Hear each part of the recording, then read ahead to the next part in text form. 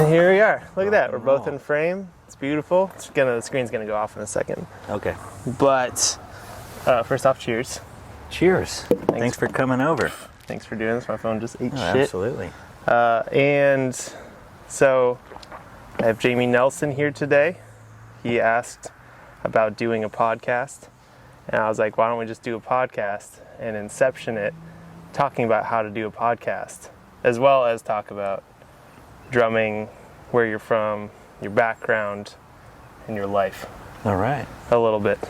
So, and I also, doing podcasts, I always like to have a backup sound source. So I'm just doing voice memos on here.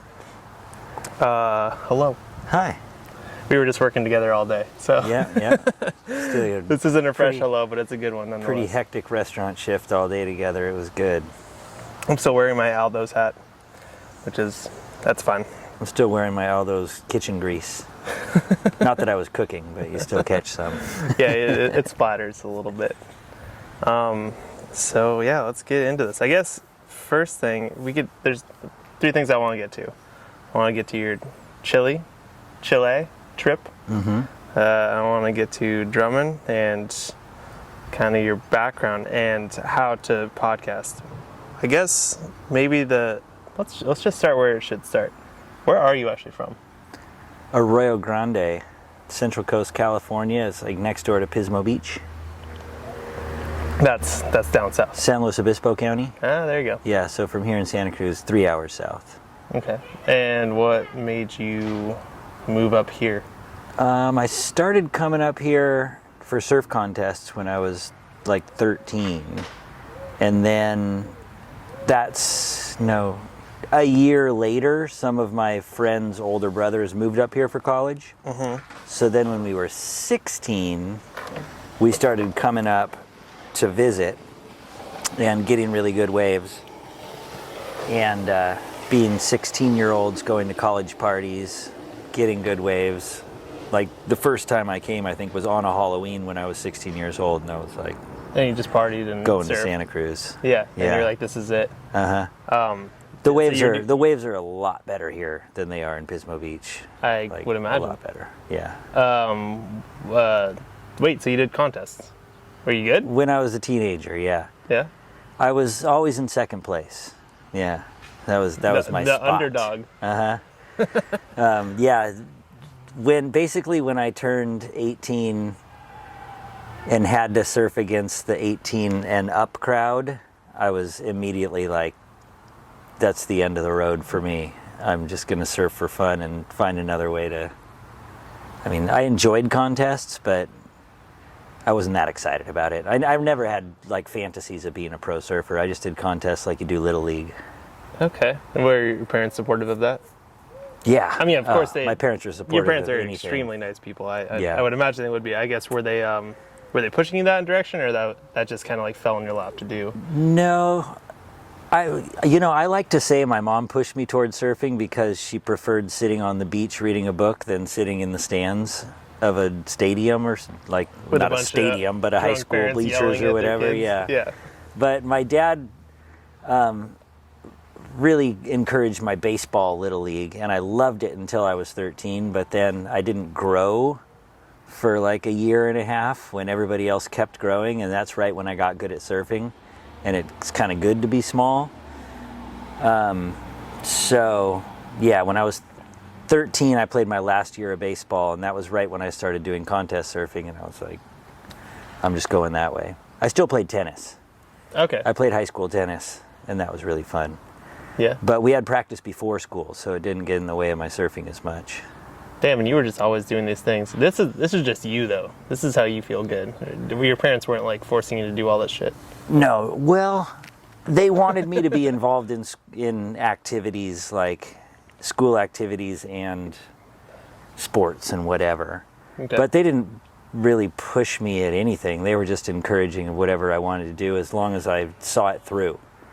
I was never allowed to like stop mid-season at anything. My freshman year of high school, I actually showed up day one. This kid, Justin McGregor, who was a good friend of mine from junior high, he and I were like the shortest freshmen at the high school. And water polo started right at the beginning, and he hit me up like third period or something. He's like, dude, you see those water polo players? We should play water polo. Like, we'll get strong. Okay, why not? So I went to one practice, and I was like, hell no, no water polo for me. Told my parents, and they said, you can't quit the first thing you did in high school. You're doing water polo. So I did one whole season. Never played a minute in a game. I just had to go to every single practice. So you just sit on the bench or whatever? Yeah, I just went to practices. That much at it? Like, you're a good swimmer. Yeah, well, not compared to water polo players. Like, you can do the butterfly kicks or whatever? I can swim like when my leash breaks. I can't like beat somebody in a swimming race. Yeah. I swim for survival. Yeah, purely, not to just like kick somebody else's ass. Yeah, and water polo is a crazy physical sport. Like, it's also not a good time to be 4'11" and 89 pounds. No. Yeah. No, I bet you. Long legs underwater, like people get vicious. Yeah, I bet. I've heard a lot of ball grabbing. I don't know if that's actually a thing, but. So I only had to do it for my freshman, the first half of my freshman year, but. You're done with that. And it probably helped me with swimming. I'm sure it did. But I stuck with tennis because I love it. I still play tennis like all the time. That's your jam. That's what you do with your neighbor as well, right? Yeah, love tennis. Yeah, that, surfing. Golf. You like golf? I was gonna say golf. Music, of course. Yes, and music. Yeah. So when did drumming come into the picture? I had piano lessons as a kid, and then phased out of that like most kids do, maybe 10 or 11 or something. And then when I was 13, my parents never went to church ever, but I started going to Bible study because the guy that ran my favorite surf shop that I hung out at all the time, like my parents just dropped me off at the beach at 7 a.m. in the summer and picked me up at sunset. So in the middle of the day, we would hang out at the surf shop, and they all played guitar in there, and they were like, it was like the Christian surf shop. They were super nice. And not all of the other, but there were like some sketchy, there was like the Christian crowd and the crank, like early meth crowd. So I much preferred the Christian crowd. Yeah. So I started going to Bible study at the guy that owned the surf shop's house, and that's where I started playing guitar. And immediately my parents bought me a guitar, and then I started taking guitar lessons. So I played guitar from 13 till today, really. But when I was 17, I found my dad's drum kit in the attic, and it was basically hidden. Like, I knew he had been a drummer when he was young, but he wanted me to be a real musician. So I didn't even know we had a drum kit until I was 17. And what was that drum kit? Because I love that kit. It's the Ludwig. It's like a 58 Ludwig gold label. Didn't he buy blue it? glitter. Didn't he buy it like newish? No, it was not new, but he played it in high school. He got it when he was like 14. Okay. His family was like the music hub of Dunsmuir, which is just south of Mount Shasta on I-5, super small railroad in Milltown on the Sacramento River. But his dad was a organ and piano player. His brother's 6 years older, and he's a ripping guitarist. And then they had like bassist friends, and everybody came to their house and just played music all the time. And they played like the county dances and that kind of stuff. So when my dad was old enough, I don't know when he started playing, but they put him behind the drums. So he played the drums, all through middle school and high school, and then went off to the military, played the drums a little bit when my mom and dad got married, but my mom kind of shut it down when we were born, when my sister and I were born. And then they hid the drums so that we would play piano or guitar or whatever. But when I found the drums in the attic, brought them down, I was just immediately What a great way to hooked. get a kid to play the drums, is to just hide it. Yeah. I think that's the reason why I ride a motorcycle, is because my dad always had a rusting one in the side yard, and we moved a bunch of times from house to house to house, and it was just a rust bucket, and I'm like, wait, this is a thing that could have worked, and I want to do that. So like kind of putting it in the attic, making it kind of the forbidden fruit. Yeah. Probably the best way to get somebody to play drums. Maybe so. As soon as I got on them, though, I was like, this is really fun. And it just, the first couple of steps of drumming came really easy to me. I was like, I've got this, my foot worked really well for some reason. But yeah, obviously started playing punk rock. Yeah. And after maybe... Like with who? Like, with headphones. Oh, right. I set up the drums, and immediately with my CD Walkman, I had Tom Petty, Creedence Clearwater Revival, and Operation Ivy. Okay. And I just played along with like 3 albums to play along to. Over and over and over again, and basically learned like 4/4 and double time, and a little bit of like upbeat or downbeat or generally whatever. Just pop in general, how to like just play an amazing drum beat for from start to finish for a band. Yeah. So then, like I said, I was 17. I did that like, hours whenever I could. I was just in there with the headphones on, playing along with that. And then as soon as graduation from high school happened, my parents went out of town. I had a house party, and tons of people came. And these guys, Rich and Micah, who had like the best punk band in our high school, came, and they were like, dude, Mark went to the Marines. He was their drummer. You got to play the drums for us. I was like, I don't know how to play the drums. I just started. They're like, you're our only choice. You're going to be in our band. Like, we'll teach you. All right, let's give it a try. They were called Gladly Blamed, and then we were called Gladly Blamed. Kind of a funny punk name for sure. Sorry, what age was this again? I was still 17 when I graduated high school, so It was right after I started playing the drums. Okay. So we played for basically a year, but we played constantly. We had a warehouse space with like 4 other bands that we shared, and we just played like every night, until 2 in the morning. Where you're from? This was in either Oceana or Grover Beach, San Luis Obispo County. And it was like this established rock and punk band space where we had 4 bands in corners just constantly set up, and it had a bathroom and a little like mini kitchen and stuff and couches, so we just raged there. That sounds played amazing. All kinds of house parties, a lot of like those early Eddie Numskull shows at like the the Guild and the Vets Hall and that kind of stuff. We played a bunch. Okay. For about a you year. played the Vets Hall? Not here. No. Yeah, this was all down in San Luis Obispo County. But Arroyo Grande, Paso Robles, San Luis Obispo, Pismo Beach, Vets Halls, and Portuguese halls, all that kind of stuff. Super fun. Oh, but shit. then, after about a year of that, it was time to move to Santa Cruz. Yeah. Yeah. And so I guess you moved up here 18, 19? 19. 19? Yeah. And did you go to school up here? What was the deal? I came mostly because I had been planning on it. Yeah, well, since you were 16, you were and the band was kind of like, enough is enough. Yeah. And so I came up just to keep surfing. But yeah, I went to Cabrillo for like 6 years. I always figured I'd go to UCSC, but never found anything I was interested in studying. Music-wise, when I came, I brought my drum kit, a guitar and a guitar amp, a bass and a bass amp. Moved into my house with 3 other guys. So you were still playing the other instruments, the real instruments. Yeah, I was. But I was definitely drum, centric. Yeah. But so set up all my stuff in the room. Where was the first thing you kind of moved into in Santa Cruz? Was it This house. Are you serious? This is the first house I moved into out of my parents' house, in 1996. What? I lived here. I lived in this house from 96 to 2005.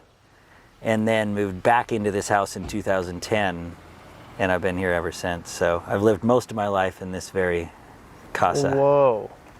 That's insane. Like, I knew you guys had lived here for a long time, and I think I just must have missed that detail. Yeah. Right there. Yeah, this is where I spent my college years. 6 years I mean, I Cabrillo. can't imagine the different evolutions of you. This is There this were is seen. so many different groups of housemates and stuff, and different eras of what I was up to. I mean, it wasn't that much different. I've always just played music, surfed, golfed, and played tennis. Drums. But yeah, when I moved up here, set up all my music equipment, and one of my housemates, Hollis, kind of played the bass. So I had a bass player, And that was it. So I put Andy behind the drums. I figured I can play the guitar and the drums. I can't teach him how to play the guitar tonight. No. So he immediately was a pretty okay drummer and got very good really fast. So then I was guitarist and singer for like, I don't know, a year and a half or something. Had a band singing and playing guitar, which was super fun. Wow. I had a breakup and wrote like 15 songs, and we played around town all the time. It was hilarious. Bang for your buck. Yeah. Wow. It was fun. It's really funny when I would love to hear that. When you're 19, 20, 21, you don't really have to be very good to like rock a great show. It's amazing how excited people are to just see somebody sing their heart out. Yeah, because it's also, you're just so raw and not really a fully developed in the sense of like you're not like haven't made a shell of yourself from the world kind of to protect yourself as well. Yeah. Or I was letting loose. Yeah. For sure. It was amazing. When I think back, is there I'm like, recordings of that's this? so cool. I have like some cassettes, 8-track recorder cassettes of. They're all titled like practice aid. So just like at band practice, we would set up an 8-track and record some stuff to cassette. I know. The band was called Exevache. Exevache? Yeah. What is that? Is that Spanish or is it what does that mean? I don't really know if it's a real word, but if it is, it's a Native American word from some tribe. It's from the movie Dead Man. It's a Jim Jarmusch film. Really cool movie. Exevache is one of the main characters, and he's a Native American guy who got abducted as a child and like taken all around the world basically as like a zoo animal. And then when he came back and was then reunited with his people and told them his story, like the white man is coming, they didn't believe him, and so they named him Exevache, which meant he who speaks loudly saying nothing. That is a fucking beautiful band name. I love that. It was pretty fun. Good. That was a good time. Great name for a 19-year-old. Right. Band. But. Especially when you're writing songs that are kind of like breakup, like, some of them were pretty harsh, and it was good to have a little caveat to it. Little caveat to that. It's how you learn, It's like everybody in those sort of years, it's like every breakup is the most important thing that ever fucking happens in your life because it's the only like real deep thing, at that point in your life. For sure. And then I guess from there, you guys played some shows around here. Was that you had house parties? What was the deal? A lot of parties. There was this dude called Ross Maurice who had a band called Ross Maurice and the We Are One Band, which is fucking hilarious. Yeah. Because to call yourself Ross Maurice and the We Are One Band is just so funny. But a little grandiose. Yeah. He hosted a lot of reggae shows. Most of them were at the Brookdale Lodge. Wait, so I don't think I've even asked you, like, what sort of style of music were you playing? Basically Sublime. Okay, all right. Mm-hmm. So it was like kind of. It was 1999. Everybody played Sublime. That's the first shit that I ever really did. Santeria, like getting that beat down when I was first starting to play drums, was insane.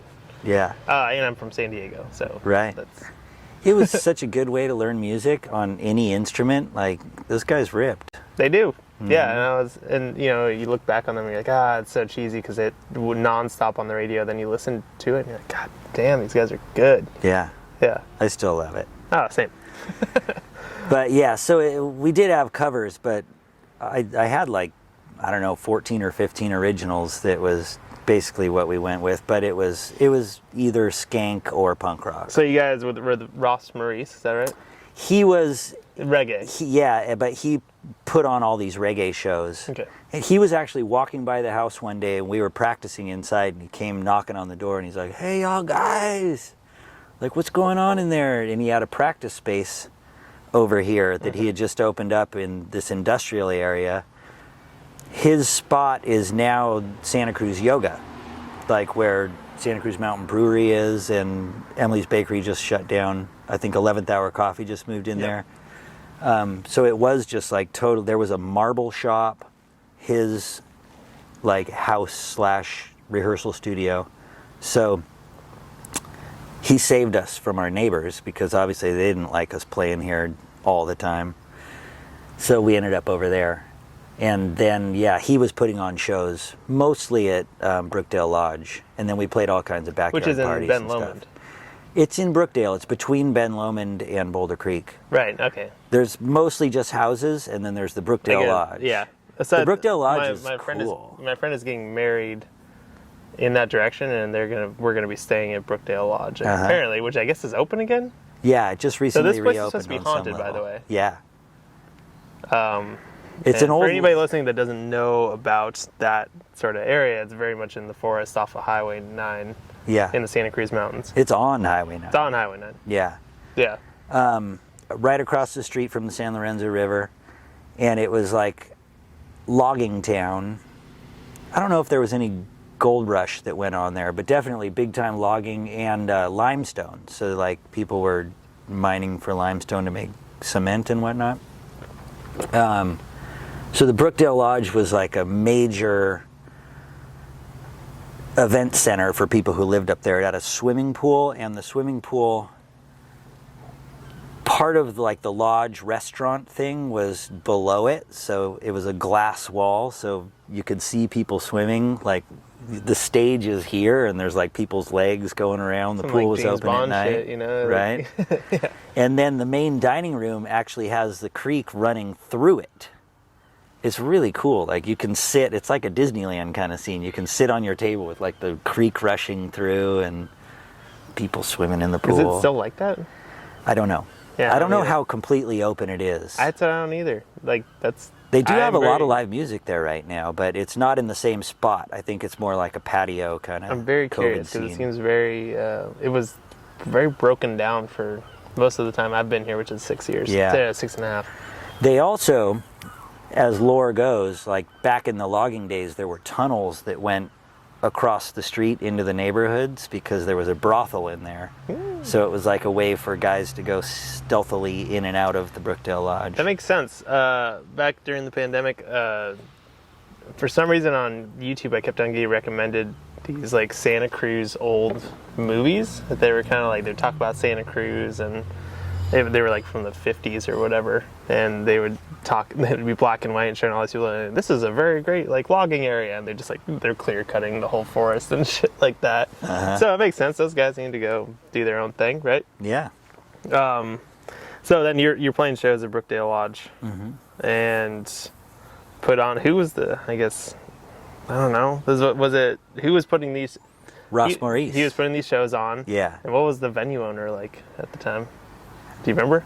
I don't remember that I ever met the owner. There was always just like the manager there. Okay, and then Who? just Ross Maurice was the kind of, he was producing the show. Yeah, exactly. All right. So you guys did this for a while. That band was maybe a year and a half, something like that. And during that time, I had started playing the drums with a couple other bands too, because that's what I was enjoying more. I really enjoyed that, but I was like, I'm a lot better at the drums. But then, so I went with my family on a like 5-week trip to Europe. And when I got back, our lead guitarist, who had just recently joined the band, had commandeered the band. And while I was gone, they like kept practicing, started working on his songs.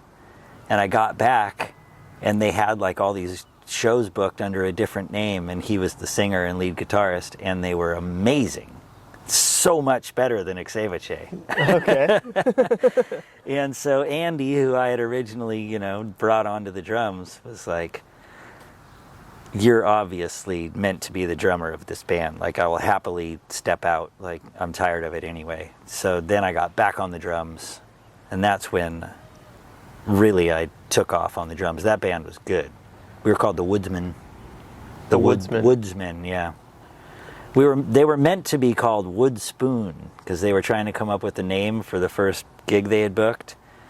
And Andy, the drummer, came up with wood spoon because his mom told him one day over the kitchen counter, like, this is the spoon that like raised this family, this wood spoon, and it will be yours someday.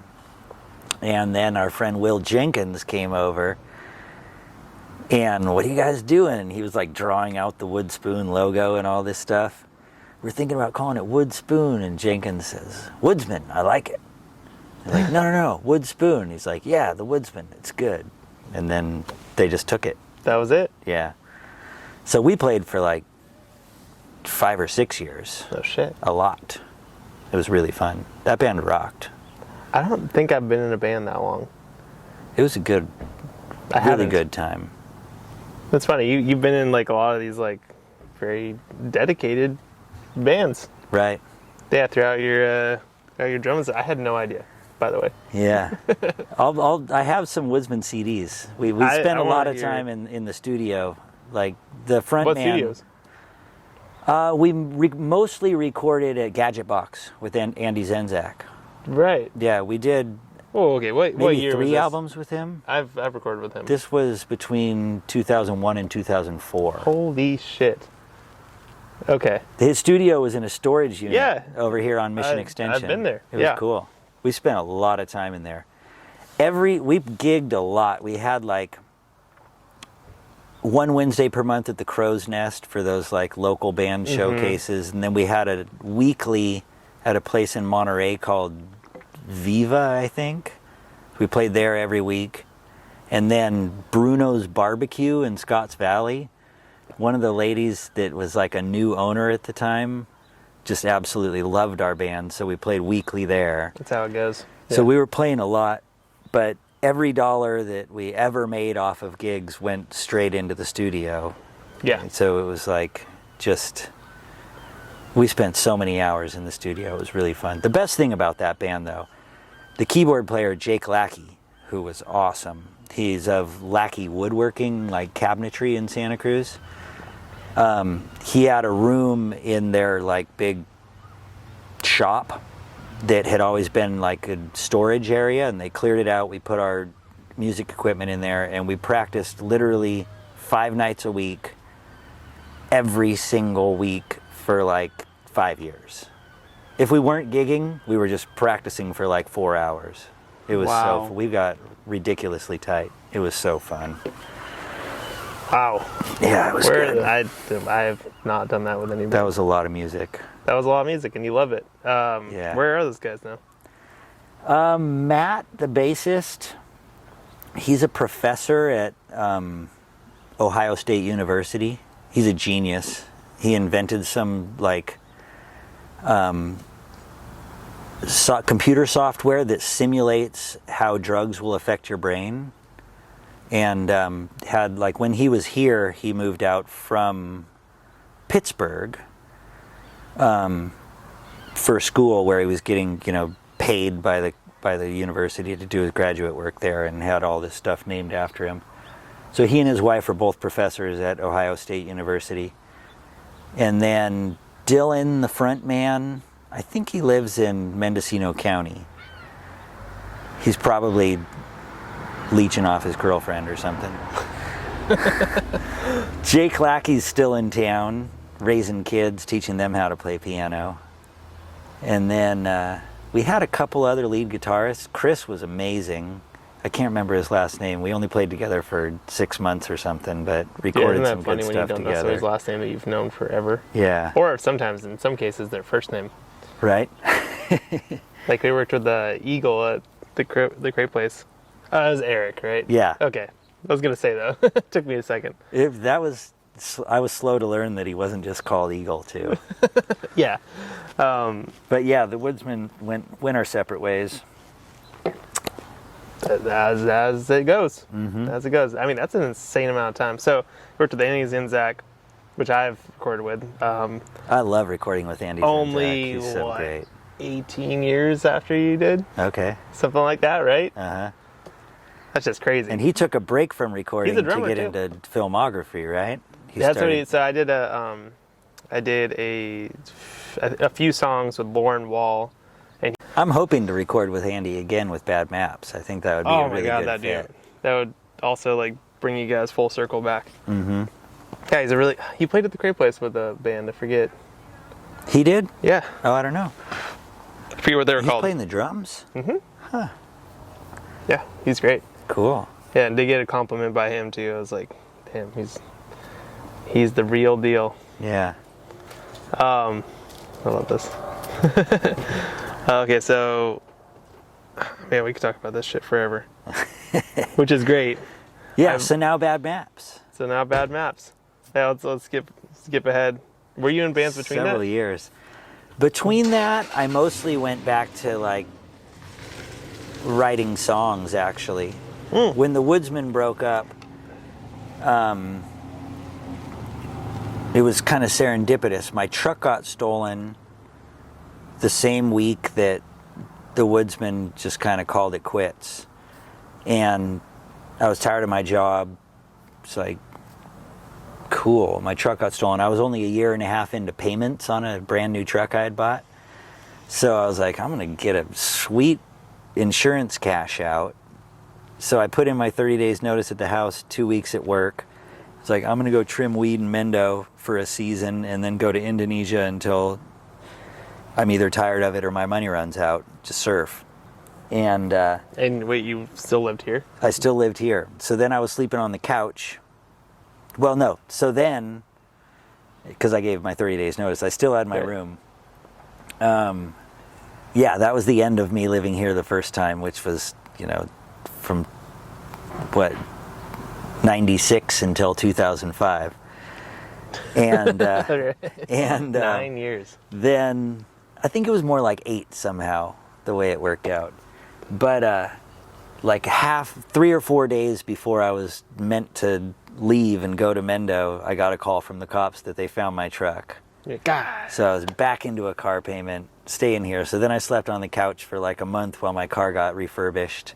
And then I still went and did weed season. And while I was there, I met another girlfriend.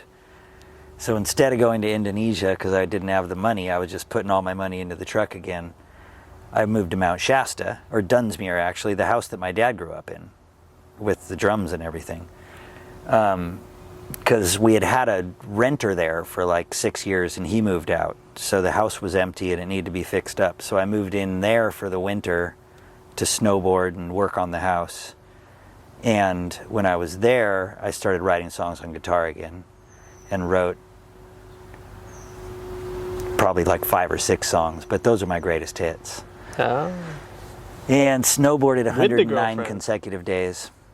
Well, first she had to go post-weed season. She had to go back to North Carolina to move out of her house and come back out to join me in California. Yeah, all that weed money. Right? But this is back when it was illegal, too. It was, yeah. In hindsight, it wasn't that much money, but it was enough to like live out small dreams. Yeah. As just a trimmer. Better. It's not like better than it is now. Yeah, yeah. Like it's not like we were growing. We were just going and like trimming and camping and stuff, which was really fun. I've always heard it's amazing. But yeah. So then I ended up in the house there alone for a month with just her dog and me, and that's when I really like started playing the guitar a lot. Because it took me about a month to get a job, so I was just basically snowboarding and then going home, hanging out with this black lab and playing the guitar. So that was good. So that wasn't really a band per se. No, but I spent the winter there. And then I ended up moving back to Arroyo Grande for a year and a half. And down there I basically just played those songs with a few of my high school friends. And that was fun. Recorded a couple of them in like, home fashion. And then, didn't like it down there at all. So being back home? Yeah. In general, well, where you're from? The waves were terrible. I played golf a lot. I got pretty good at golf and had like a corporate job. I was the quality assurance manager for Slime Tire Sealant. Can we just talk about that for a second? Like you just said the waves were terrible. That's the first thing. Like, that's all I want to do is surf, like, all the time. Like, even music, like, it's really hard to get me to agree to, like, band practice in the afternoon. I don't really like being indoors if it's light out. I get it. I would much rather surf, golf, or play tennis. I think that's a big thing with me playing drums, too, is I like being outside as well. I don't surf, but recording studios in general, there's no fucking windows. Yeah. And you're in there, and every sort of debauchery goes on in there, and then you leave and it's light out, or whatever, sun's coming up.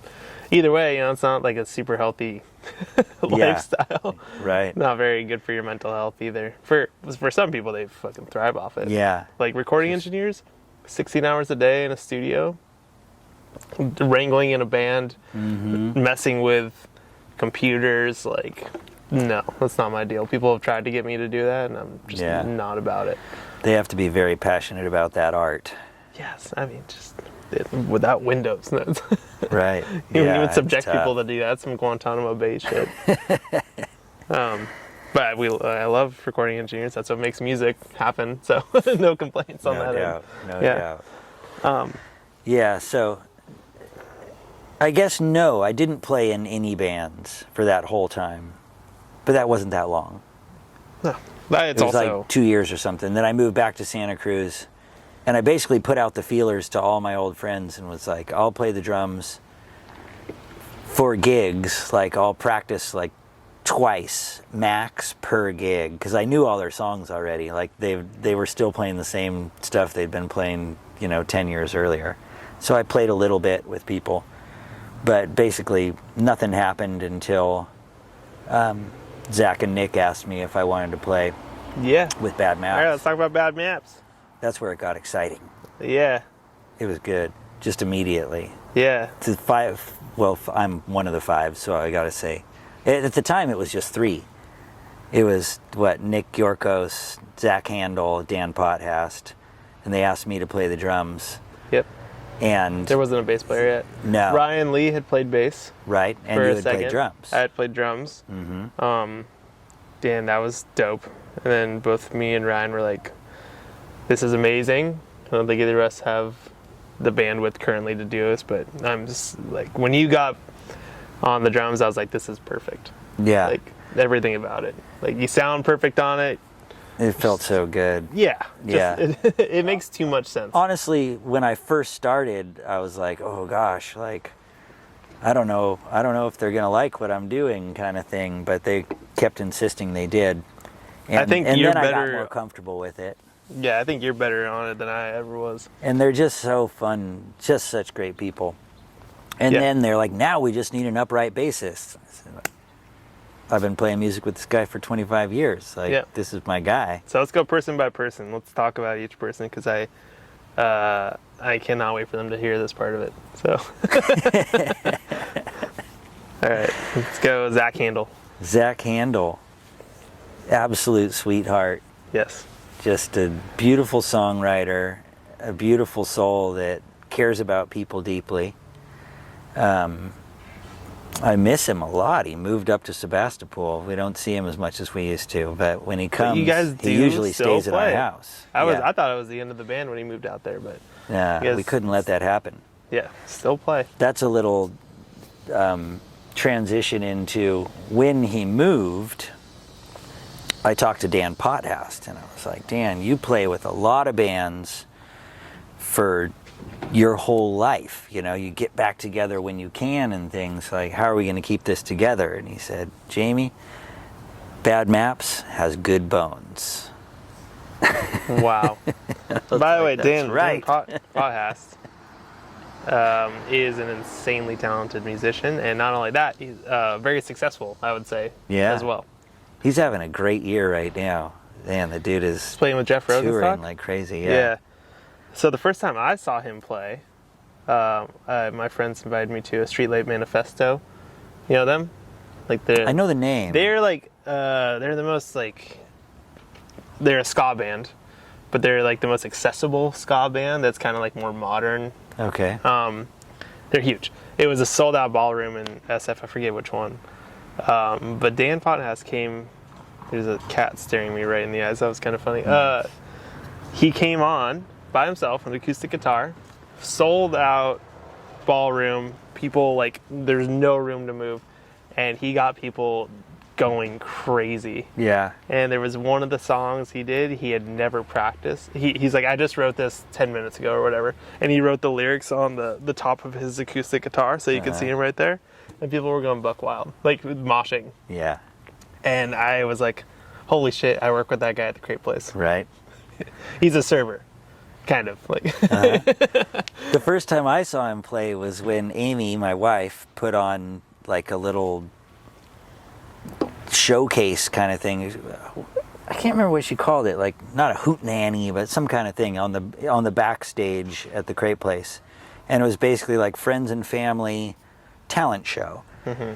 And I had met him there at like Sunday brunches when he was behind the bar, but I had no idea. He was just like a nice guy, really nice. Super nice. And it was like Danny like played the ukulele, and she had like never played it before, but she was just like willing to put herself in front of everybody. And Amy and I played a couple of songs. A bunch of people had things. And then Dan P came up with just a guitar and a microphone, and from the moment he started, it was like crowd interaction, so much fun, just the greatest thing. I was like, who the hell is this guy?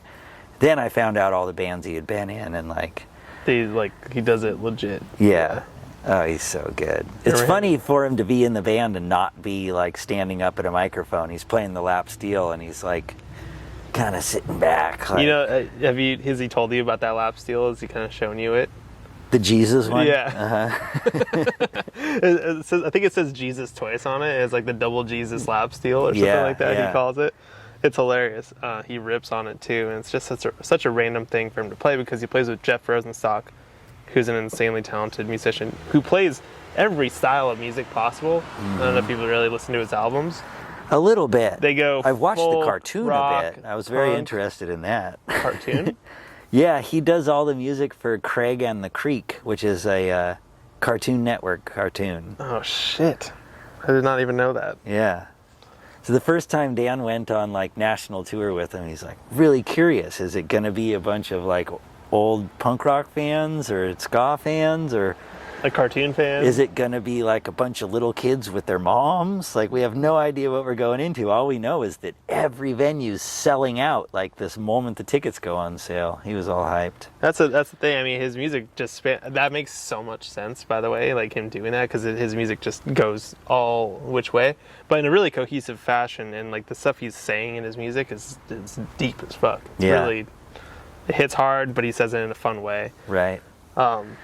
Dan P was telling me, he was looking at some of my like gig notes I had about like, you know, who starts the song. Like when I'm on the drums, I'm like, God, I don't know. Do I click in, or does he count it in? Does somebody like start on the banjo, whatever? I do that when I practice. And like have the brushes ready kind of thing. And Dan said like when he's playing with Jeff Rosenstock, and his gig notes, sometimes he has to like have his guitar strapped on his back 3 songs in advance, because he's like playing a horn and a synth and the keys or something, but it's like these 3 songs don't have breaks between them, so he doesn't have time to switch instruments, so he just has to be like grab all of his instruments, be fully staged for like a 3-song portion of the set. That makes so much sense. And you would just never really think about that watching something. You just assume that people are like so in tune with what they're doing, but of course you need to write that down at some point. Yeah. To like harken back to it and like know what you're gonna do. Yeah. When the energy of the moment happens. Well, like, especially the way they go off. Like they really it's crazy music. You know, it's like it's punk, and it just like I said, travels all over these different genres. That is wild, and I love hearing that too. Like that's the sort of shit that you wouldn't really think about. Yeah. So, okay, talked about Zach. Oh, Zach is also, what I love about him is it's Americana folk. That's what Bad Maps is, but it's also what he loves is like really dark 90s grunge, or like that era in general. Mm-hmm. So he does that well, and that's like kind of like really seeped into this music, and his voice is just incredible. So I would say that's the other aspect to him that you didn't really, well, I guess you just hadn't touched on yet, but he's the dark sides of the music really touch through in these like very like happy songs. Yeah, it can be like a really fun crowds dancing kind of song, and if you're not listening to the words, you have no idea. Like most of them are about death. Yeah. he has a pretty big fascination with death and and people and their mentalities and how all it goes around. Beautiful songwriting though. Oh, he does a good job. I love it. Really, I love really that's. I mean, I would love to play in this band for the rest of my life. Like I enjoy the people and the music so much, and it's just a really comfortable style of drumming for me. I don't have to. Like I want to try really hard, and I do, in order to like figure out what I want to play and stuff. But when I'm in the groove with them, it's just like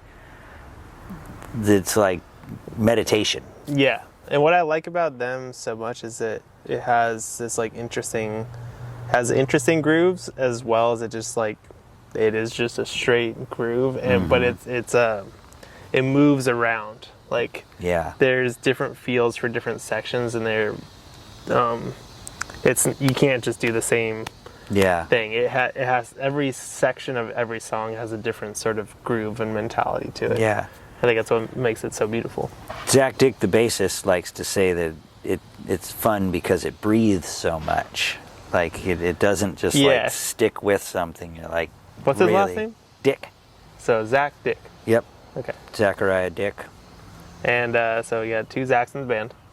Which is funny. It was hard for me to remember his name. But then I was like, oh shit, there's just two Zachs. I should have just But Zachary Handel and Zachariah Dick. Gotcha. Okay. So. And it was funny because I filled in on a Halloween show for you. And he's an extremely nice person, but he was also like, it's like you played like really straight and like on it, and I'm like, usually that's a compliment, but that's not the way it sounded, and I got it, and I was like, okay, like you know, it's not about that. And I when I was playing in the band more, I think we didn't even really have a practice before that gig, but it's meant to be loose and just as we were saying. I love the opportunities I've had when you'll step in behind the drums and I get to step off and look back, and like it's so rare to be able to like witness your own band. Yeah. And I love that. Like up at can't remember, Fallcrest Winery or something, when we were playing for Jules' birthday party. Yeah. You did a couple of songs. It was so nice for me to sit back. You're like, hell yeah, this band rules. It does. Yeah. It really does. And I loved your little setups that you bring. All your little trap setups. So I guess for your bachelorette party, what sort of like, what is the drum set that you bring? What is it exactly? So it's this red and white and blue trunk that was in my dad's house when he was a kid. Once again, my dad coming to the drums. And I think it's the only thing he moved out of his house with when he went to the military. It was like this little 2.5 foot cube, red, white, and blue, like Americana looking trunk. And he had it with him his whole life. And eventually when I moved out, I brought it with me here, and I used it as like a bedside table / blanket storage thing, and then like a TV stand some point, that kind of thing. But when with Bad Maps we started doing some Westcliff pop-ups and that kind of thing, I was like, I need something other than a full drum kit to play acoustic with these guys. And I just turned it on its side, opened the door, and I got this other snare drum that this dude Andre had left behind at Zach Dick's house, and so I put together a tiny little kit in there, just like a hi-hat stand, splash cymbal, a tambourine, and a kick pedal, and I just set it up so you kick on the trunk with the door open. It doesn't sound fantastic, but it's pretty good. I think it sounds great. And then some of the bundle sticks from Seabright Stick Company. Oh yeah. What's up, Sean? Well, shout out to him. Sean James, Seabright Stick Company, good stuff. Yep. So it's like the whole drum kit fits in this little like 2.5-foot cube with handles, and I oftentimes put it on a trailer behind my beach cruiser, take it down to the beach. Yep. And you guys play on Westcliff.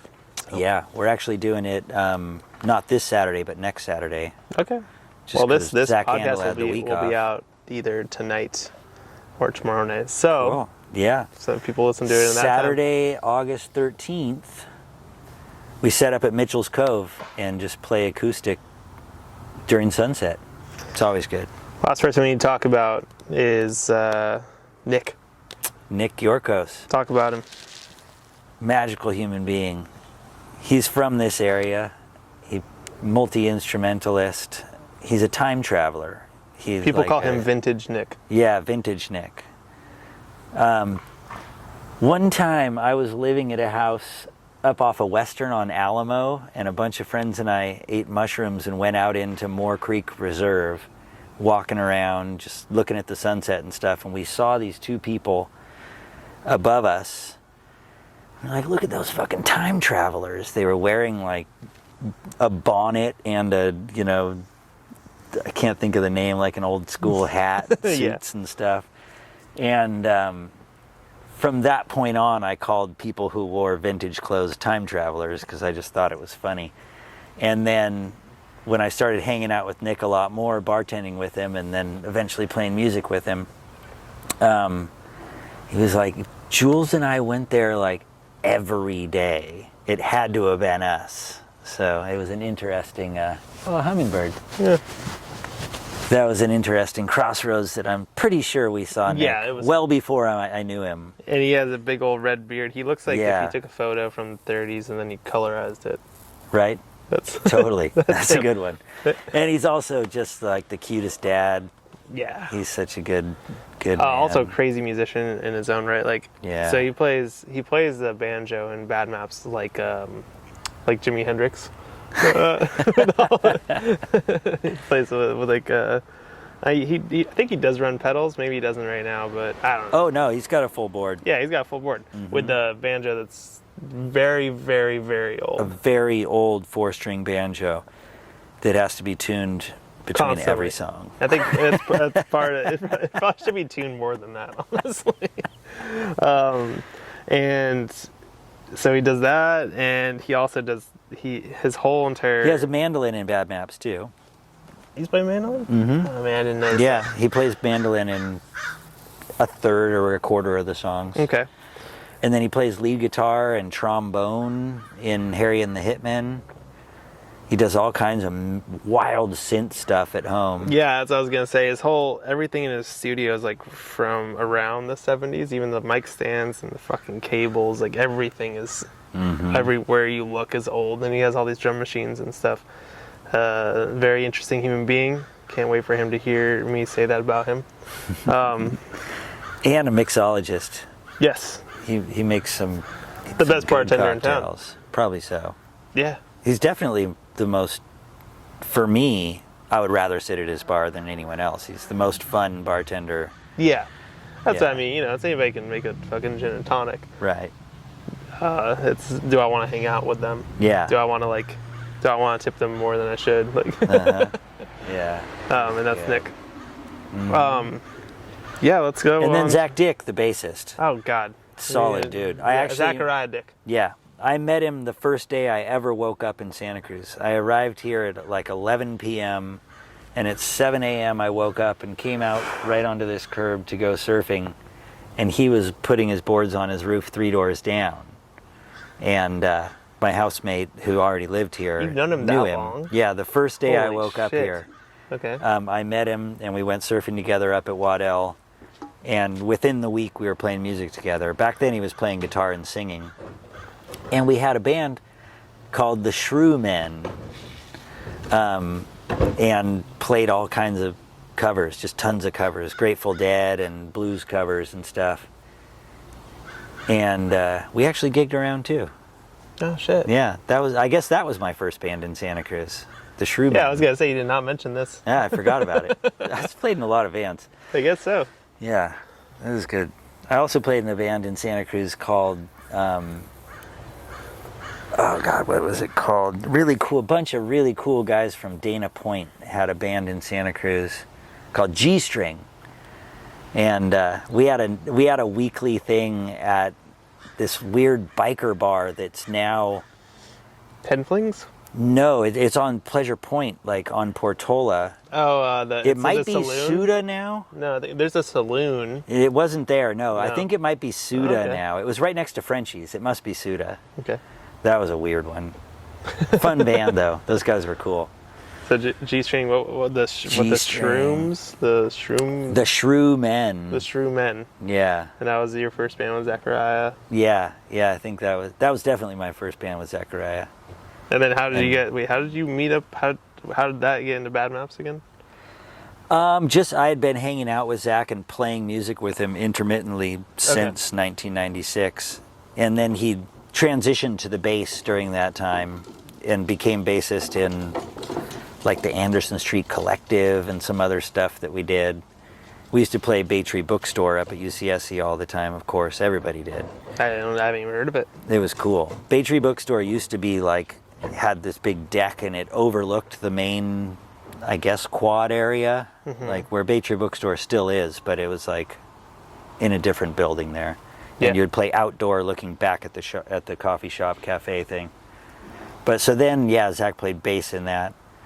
So then, however many years later, we just kept playing music forever. And so when Bad Maps, when I started playing the drums, and they were like, now we just need an upright bassist. And he had been playing with Treetop Tommy and the Paraffins and a jazz band. And I was like, I've got an upright bassist. You're going to love him. Yeah, he's great. He fits in perfectly. It's like he's been there and for he a wants to million play years. music every single day. So it was a shoe-in. He was coming. There you go. And then you guys already knew each other, and I don't know, he's a perfect fit. Second I met him, I was like, he's been here forever. Because I think Zach and Nick were writing these songs, and probably Dan as well, for like years and years and years. Is what I heard when I first got in the band. Yeah. So it was like I guess Nick and Zach lived together in Boulder Creek, right on the creek in San Lorenzo. They lived together and like just hung out on the deck and drank Tanqueray and wrote songs for years. And a little shout out to Zach. I really, he's like, oh, we have like this merch money from selling stuff and gigs and stuff. I guess I should go record an album with them. Which, fucking do it. Yeah. I really want to get your guys' stuff on wax. Oh, me too, badly. Yeah. I mean, we're gonna get together and play this next Saturday for the first time in a while. Well, since last gig, a couple weeks ago. But I would love. That's what I really want to do. Is get in the studio. I really want to hear that stuff, like studio recorded, or just well recorded. Yeah, I want to have it. I would love to be in the studio with these guys for one thing. I think it would be a really fun week or whatever. But also, I just love recording music so that later down the line I can be like, I think that band was good, and I listen to it and I'm like, fuck, that band was good. And not only that, but I know every one of our friends, including myself, would love to have it. Right. Like, just, it's for the people. Yeah. Including yourselves, which is what it should be first and foremost. And it would be really cool when people say like, oh, like, what's your band sound like? And I'm like, I cannot describe it to you at all. I have no idea what my band sounds like, but you can see it on any of those. It's like platforms. grunge Americana. Right. Which doesn't really help anybody. Yeah. All right, let's go on to the. So what the hell is your guys' plan? Travel plan. You're traveling. So you and Amy. Yep.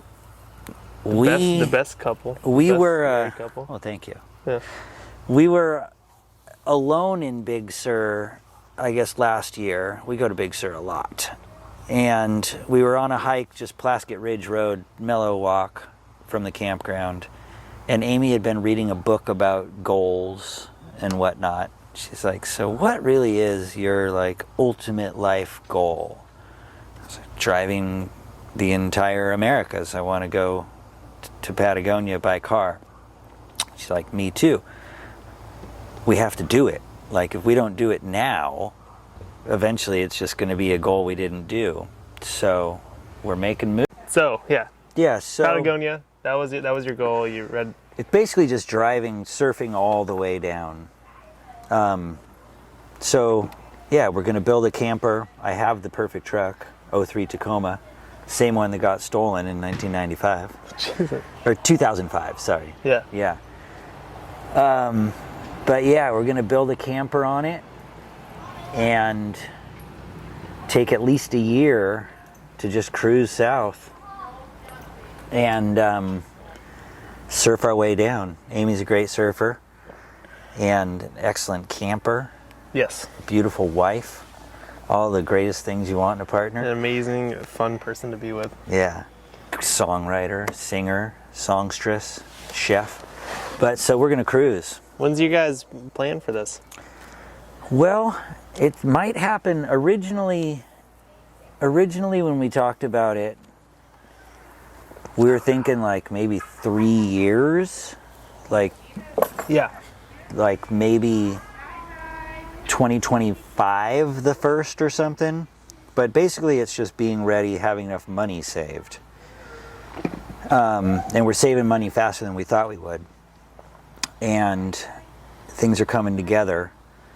So we just have to get the camper built, which is going to be fun. I've been doing construction with Zach Dick, learning a lot. And so, I got to build the camper, get some better suspension in my truck, and then have enough money to feel legit to leave. The landlord, our good friend, and who's our landlord, Willie, he wants us to live here forever. So he gave us the go-ahead to like agree on a subletter and do a year sublet for our friends, and then hit the road with no real itinerary other than try to make it all the way to South America. We don't want to go to Tierra del Fuego necessarily. That sounds like... Was that like bottom of the bottom? That's like the bottom, yeah. I think it's an island off the tip of South America. And apparently getting there is hard and expensive and not really worth it these days. But Patagonia is freaking massive, and there's the Chilean Patagonia, the Argentinian Patagonia, and I'm sure you've seen pictures in, National Geo documentaries or something. Patagonia. It's magical. We both spent a fair amount of time, Amy more than me, in Central and South America. And we have people along the way, so we just want to hit the road. There you go. And yeah, I was thinking about doing a podcast or something for it. Originally, I was thinking YouTube channel, I don't know. Yeah. But I have very little technical acumen. Well, okay, so we got our... Oh, shit. Yeah, so we got our trip to Patagonia. That's the idea. You're going to be going down, hitting all these surf spots along the way. How long are you thinking for the trip? At least a year. At least a year. Yep. That's the idea is... It's saying like you're saving up for around 3 years. You guys have a money goal of some sort, and then you can sublease this. So you're good. You're freaking off the hook. Right. Yeah. It is interesting to think about what your monthly costs are sending bills back to America, even if you're gone. Because you still have like obviously your health insurance and your cell phone bills and so on and so forth. Which is, I'm sure you guys have like covered California or some shit like, or... Yeah, but we've been making pretty good money this last year, so we'll see where that goes. Yeah, you guys have been working your fucking asses off. Yeah, a lot of my income is still pretty shady. Yeah. Not shady, but under the table. My landscaping, I just, fix up old ladies' yards a couple days a week. Yeah, and they're but putting that on my their tax forms. construction's legit, my restaurant work. So actually I only work 2 days a week under the table. It's not actually that much. No, that's still, percentage-wise, it's a lot. But, you gotta have enough money to make sure that you can fly home when you need to, or fix the truck when you need to. There's no way we're making it 6,000 miles without some. Well, there's the digital nomad thing of like, when you move, when you're like, I'm just, fuck it, I'm just gonna go live. You realize that your expenses are significantly less once you get out of the U.S. Yeah. In general. Right. Going out to dinner.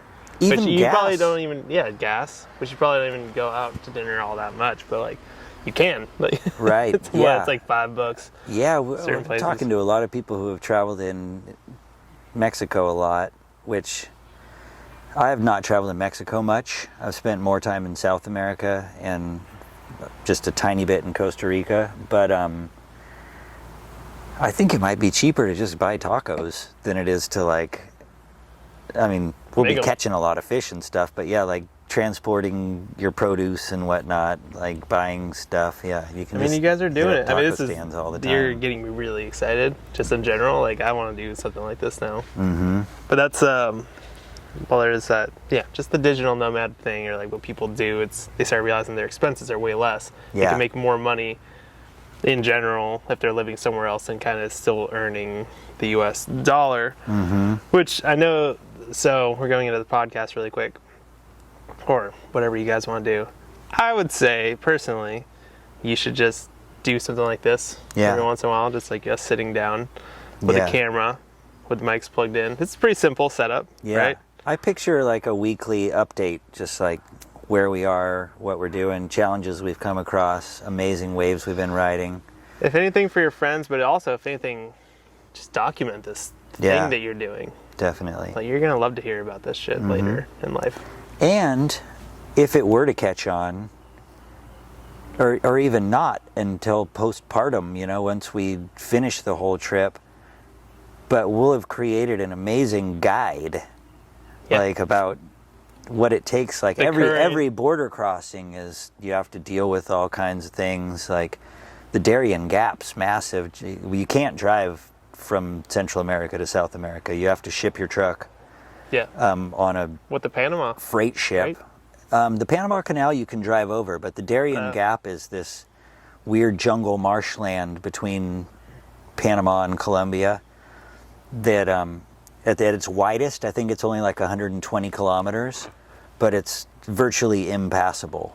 It's just like, 12-foot snakes and spiders the size of your head and mafiosos making cocaine in there, and like you would have to winch your car the whole way. You can't drive at all, so it's like modern man would never attempt this.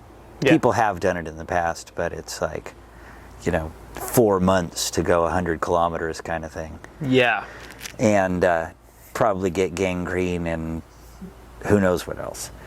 So that's an interesting thing. Just figuring out how to ship your truck down the Pacific side on a freighter, and then you take a bus. You could fly, but I read this amazing book by Jedediah Jenkins called To Wake the Sleeping Self. He rode his bike from Oregon to Patagonia. Great book. To wake the Sleeping Self. Okay. That's really cool. Fun. I'll loan it to you for sure. Yeah. It's a great book. My dad would love that. But he talks about when he did that, he didn't have to ship his bike, but he took a bus. He probably rode his frickin' bike, I don't know. But on the Caribbean side, you get on like this 6-day sailboat charter, and you stop at a couple of islands and travel with tons of other people who are doing the same kind of thing. Mm-hmm. So we'll have to ship the truck, bus across to the East Coast, go on a 6-day sailboat with a bunch of other tourists, and then bus back to the west coast of Colombia to pick our truck up and carry on from there. And then South America, just amazing. The mountains down there and the ocean. Like, I surfed in Chile. Love Chile. Amy spent a lot of time in Peru, like a couple of months. So that's going to be pretty sweet to get down there too. Yeah. Completely different than South America. Where I was in Chile was basically just like California if you were time traveling. It's like, oh yes, I've been to this place before, but where are all the roads and the people, and what's this ox cart going by for? So cool. Wow. Amazing country. Also, Chile has more earthquakes, and they all, obviously not everybody, but aliens are apparently just visiting Chile all the time. Yeah, I've heard that too. Why? Why have I heard that? Why? I don't know. Maybe, who could answer that question, honestly? Yeah, it could be just like a cultural acceptance of it, or like more in their theology or something? I don't know. This isn't. Where are those giant signs that they have in the ground? They're like birds and stuff like that. You can only see them from space. That's like Colombia, isn't it? Is that Chile? I doubt Chile. I think it's more like rainforest terrain that those are. Yeah, you know what I'm talking about, though. Yeah. Like, they're like, you can only see them from space. Yeah, it might be more like Amazonian. Oh, shit. I'm not sure. Either way, Patagonia. But, yeah, the culture in Chile area. was super cool. And then Patagonia, yeah, you get to like the most gorgeous mountains and rivers and lakes. Like, it just looks so incredible. Yeah. I did not make it there in Chile, so that's a big goal. Yeah. Well, while we're here, let's talk about what this setup is particularly for the podcast, which I think currently I have like 6 different setups. I brought a bunch more. I did not need to, because this is easy. So we have this Hollyland. It has everything attached, but it's lapel mics, the ones that clip onto your shirts for people listening. And it has 2 of them, and it has these little like connectors that go. They clip in your pocket. That's what we're using. Super easy to use. Any audio engineer is like, oh, you need to have some real microphones and all this stuff. I'm like, these sound great. This is what people on the news use. Like, this is all that, this and that. And then this camera, the Canon G7X Mark III, this is the only camera approved by YouTube, which is interesting in itself. It actually does allow you to live stream to YouTube, not that that's what you're going for. But if you do a vertical, everything will be set up so you can put stuff on your phone. Like, it'll go right to your phone automatically. And just a tripod. I mean, you're good to go. You can do this in the back of a van. Yeah. Aside from that, if you just want to do purely audio, you have the Zoom HX, which are the things you've seen. They're the portable. They're with batteries. I just recommend getting rechargeable AA batteries. And just, you go right into there, SD card, put it on the computer, and just go. And then I use... So this whole thing gets saved in the camera? This is going to a 64 gigabyte SD card in the Canon G7X Mark III. Also, you see how small this camera is too? And you can see the video quality just on the little screen, because it does flip up and it allows you to see yourself. Right. Which is really nice. Yeah. This is made for like vlogging and YouTube. And we knew when the battery ran out, like, because we exactly, could see the when all the things go wrong, the batteries run out, and it stops recording after 30 minutes. But for podcasts, that's like, or whatever you want to do. If you guys are just doing like updates too, it could be 10, 15 minutes and like no issue. It seems highly likely we're not going to run an hour and a half. No, I'm not going to be telling the whole history of my musical career. I was gonna every week in Costa Rica. I was gonna be honest too. I wasn't expecting this podcast to go as long as it has, but I have had such a fun time listening to just what I have to say about you too. Is like, everything that you do is for like the long haul, and you enjoy every aspect about it, which is really cool to see, and it's not something that I see in most people. Yeah, it is an interesting thing about me, like the fact that I've spent most of my life in this house, that I bought this truck, and the day I bought it, I was like, I'm going to drive this truck until my goal was until I'm at least 55 or have a 16-year-old child to hand it down to. The children aren't coming. And 55, well, I'm 45. I think I'll still be driving it. I might just drive this truck forever. Yeah. I mean, it was my dream truck. It still is. Sometimes I still think it's like my new car. Yeah. Oh, shit. Yeah, I got this. Like, still got my truck. Yeah, I've had the motorcycle over here for almost 10 years now, and nice. Yeah, I'm like, it still feels awesome when I get on it. I bought it right off the lot, but also the motorcycle jacket I've had too. People always give me compliments. I'm like, God, I've had this thing even longer than the motorcycle. Yeah. But it's just nice to just like have things, but everything you do is for like the long haul. Yeah. Yeah, so where I was going with this is like you just seem like you just do things for the long haul and enjoy the aspects of it, and you don't get, it's not like when people do that, I guess stereotypically, is they get frustrated and burnt out, or not even burnt out, but just like, I've lived in this fucking spot, like I'm trapped. But you're like, no, I've done whatever I want to do, and this spot kind of called me back. Yeah. I'm allowed back. I was born a comfortable person. Yeah. My sister used to always tell me, like, you got it easy. You've always had it easy. Like, you're just, like, things happen for you. I'm like, no, when I was a kid, no way. Like, I didn't want to accept that. And at some point, I think, like, in my early 30s, it took me to realize she was right. And I was like, I was born with this, like, comfort in myself and in the world. It's like, life is super easy for me. Yeah. I just like doing what I love, and I don't question it. Yeah, but also it's like for a lot of people, even doing what you love is hard. Does that make sense? Yeah, that's exactly what I. Not even what like I getting mean. to, but like getting yourself to do it. Like you make time for everything that you love. Right. Which is not only do you make time, you go and fucking do it.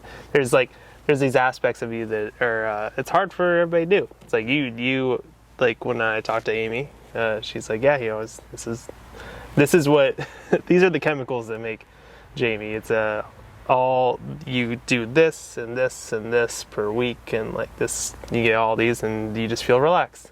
Yeah. And like you're human, and you can do all these other random things that pop up into your life without ever feeling like they're taking you one way or another in a way you don't want to go. Right. So, yeah, only a few times have I allowed myself to go in places that I didn't dig, and I was like, oh, that, like what? Are you, if you feel comfortable saying? Well, I did a corporate job when I was a quality assurance manager for Slime Tire Sealant. It was probably the coolest corporate company you could possibly work for.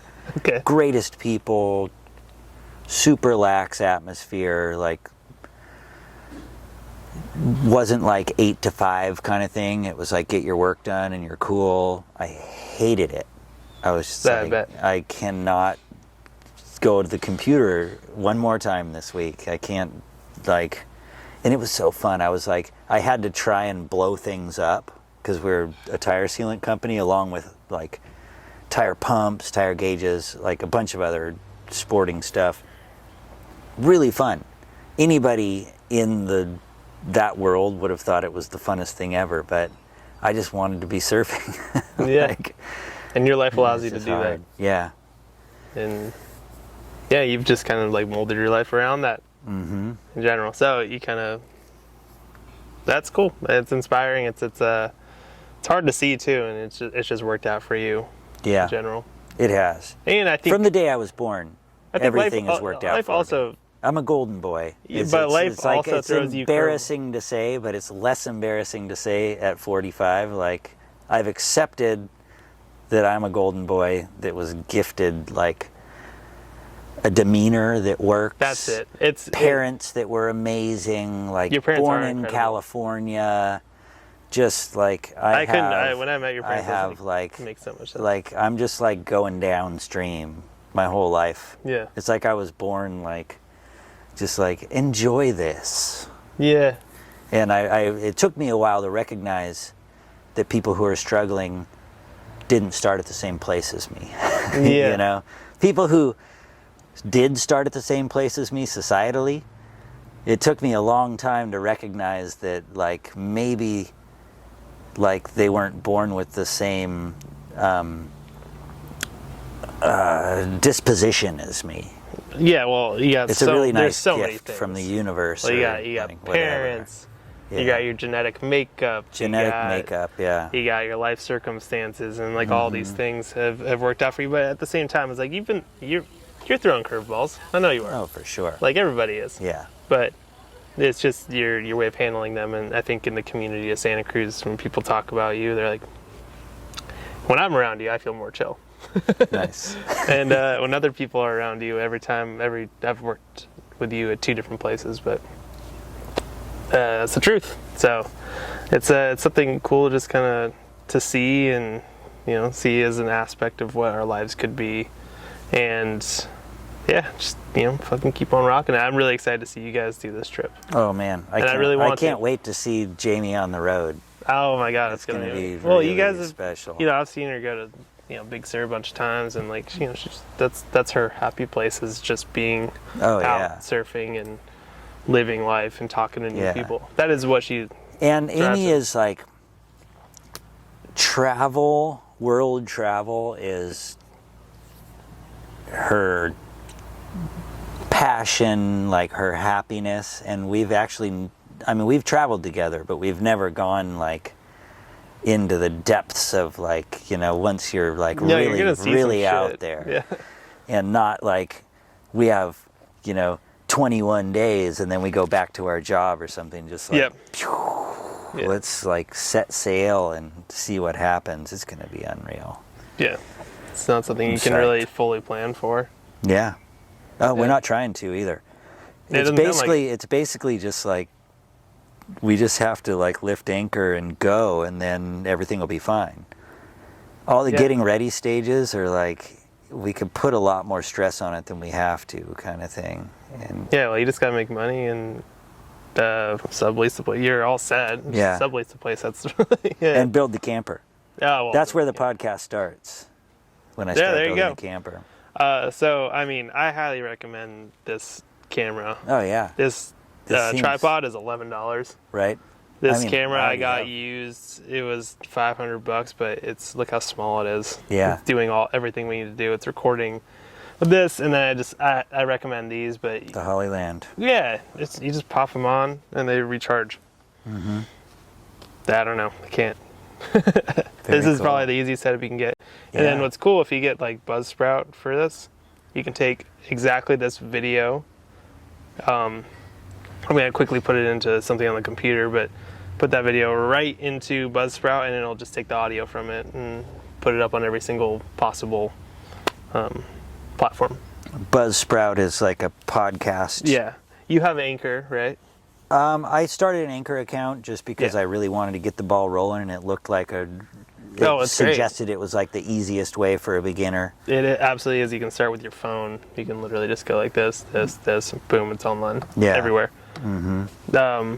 They want, every platform wants podcasts. They want people talking. Long form things are what keep people on platforms longer, so they make it easy. Buzzsprout, I think, is a little easier. There's more stuff you can kind of do with it, but they make it understandable as to why you'd want to do it, and they just make it very accessible. Costs some money a month, but I don't know. I would really like to see you guys do it, and I'm very happy to help you set up actually when you start doing the camper. Get you set up with everything that you want to do and make that happen. Yeah, thanks so much. Yeah, absolutely. And thanks for doing this. A pleasure. This has been a super fun talk. Yeah. I think this is the longest we've ever... that's not true. I think it's the most we've talked, just one-on-one, real deep talk. Probably so. Yes. But yeah, fucking thanks, man. My pleasure. Thank you.